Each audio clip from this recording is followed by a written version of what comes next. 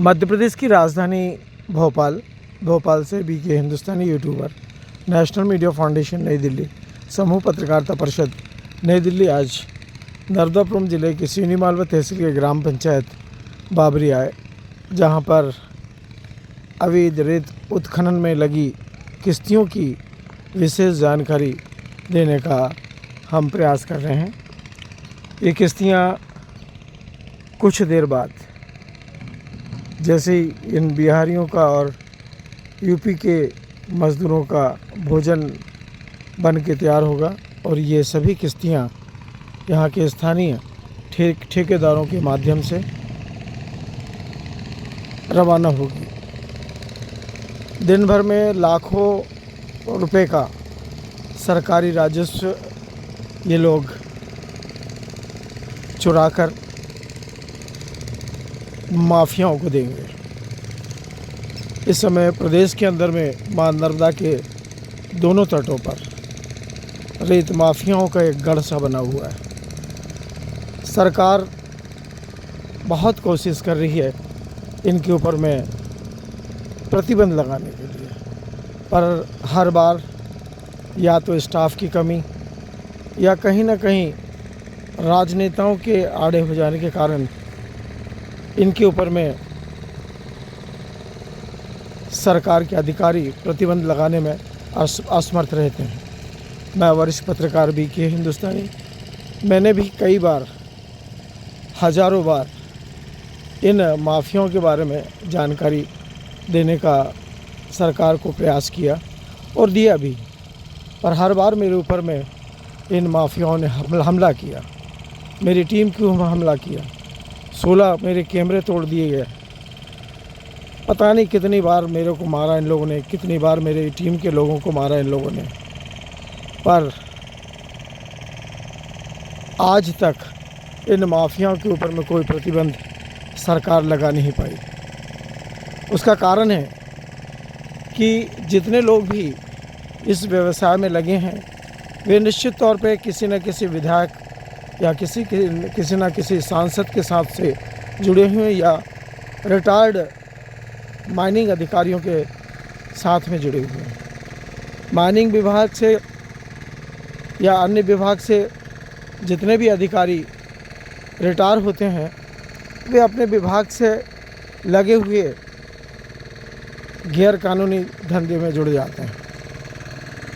जैसे वन विभाग के अधिकारी रिटायर होते हैं तो वे वन विभाग की जो माफिया है उनसे जुड़ जाते हैं और निश्चित तौर पर यह कार्रवाई आगे चल के देश के अहित में है। मैं समय समय पर आपको अब देखिए ये जो किश्ती जा रही है इसमें इन रेत के मज़दूरों का भोजन बन के जा रहा है। जो मज़दूर दूसरे गांव में रेत भर रहे हैं उनका भोजन बाबरी पंचायत के गांव से बनकर जा रहा है।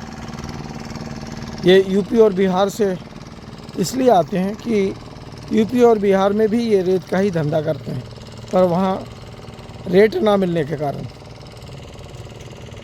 ये मध्य प्रदेश के मां नर्मदा के इन दोनों तटों में आके बस जाते हैं और आते जाते रहते हैं। कोई 15 दिन में आता है, कोई 20 दिन में आता है। इस प्रकार ये 3 प्रकार की टीम बना के आते हैं। पहली टीम है जो घर पर है, दूसरी टीम है जो घाट पर है और तीसरी टीम है जो आती जाती रहती है। बड़े चेन सिस्टम से ये बिहारी और यूपी के लोग काम करते हैं। ट्रेनों में भी ये कोशिश करते हैं कि टिकट ना कटवाएं और अपने मुकाम तक पहुंच जाए।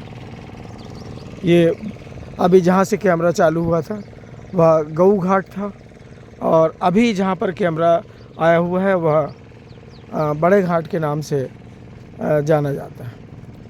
अब साल के 4 महीने जब बारिश के रहते हैं, मां नर्मदा का जल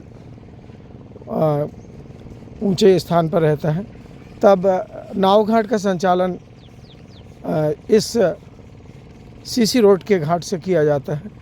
फिर 4 महीना गऊ घाट से किया जाता है और 4 महीना गऊ घाट से लगा हुआ जो वाजू का घाट है उससे किया जाता है। चूँकि माँ नर्मदा का जल स्तर डैमों के कारण कम ज़्यादा होते जाता है, बारिश के कारण भी कम ज़्यादा होते जाता है, तो यात्रियों को परेशानी न जाए उसको ध्यान में रखते हुए भीमू राठौर ठेकेदार समय समय पर घाटों में परिवर्तन करता रहता है। हालांकि इससे घाट के ठेकेदार को लाखों रुपए का नुकसान होता है, क्योंकि हर बार उनको 1.5-2 लाख रुपए केवल यात्रियों के आने जाने के रास्ते में खर्च करना पड़ता है। माँ नर्मदा की कृपा है कि उन्होंने अपनी 3 पीढ़ी इस नाव घाट के सेवा में लगाई है और हर समय उनको नाव घाट सभी सुविधाएं उनके पास होने के कारण मिलता रहा है। इस बार सिवनी मालवा के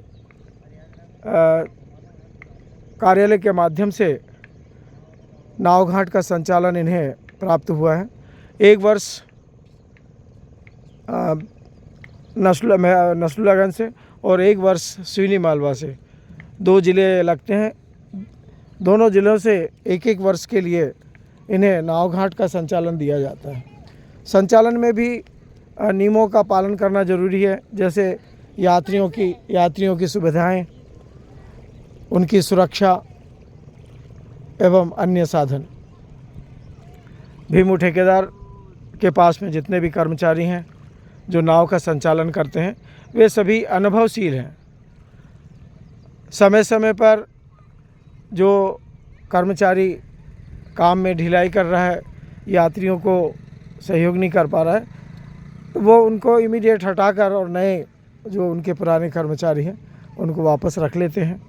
अभी तक हम जब भी आए हैं हमें ना तो गांव वालों से और ना यात्रियों से कोई शिकायत इनकी प्राप्त हुई है और उम्मीद भी नहीं करते हैं, क्योंकि उनका व्यवहारिक स्तर, उनके कर्मचारियों का व्यवहारिक स्तर एक सीमित दायरे के अंतर्गत है और वे अपने दायरे को प्रबंधन के अंतर्गत रखते हैं। मैं वरिष्ठ पत्रकार BK हिंदुस्तानी माँ नर्मदा के दक्षिण तट से बड़े घाट से यह विशेष जानकारी नाव घाट से आपको देने का प्रयास कर रहा हूँ। नाव इस समय सीहोर ज़िले में के गांव बाबरी थाना रेहटी के अंतर्गत गई हुई है कुछ ही देर पहले, और आधा या पौन घंटे बाद फिर वे सिवनी मालवा नर्मदापुरम ज़िले की बाबरी पंचायत के घाट पर, बड़े घाट पर पहुंचेगी। इन्हीं उम्मीदों के साथ में आज की सुप्रभात के साथ में हमारे सभी 5024 सब्सक्राइबरों को हमारी पूरी टीम के साथ में शुभकामनाएं एवं सुप्रभात। जय हिंद, जय भारत।